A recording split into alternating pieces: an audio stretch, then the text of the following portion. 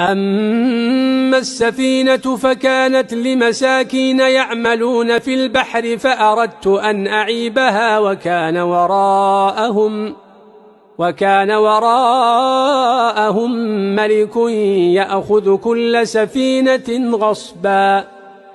وأما الغلام فكان أبواه مؤمنين فخشينا أن يرهقهما طغيانا وكفرا فأردنا أن يبدلهما ربهما خيرا منه زكاة وأقرب رحما.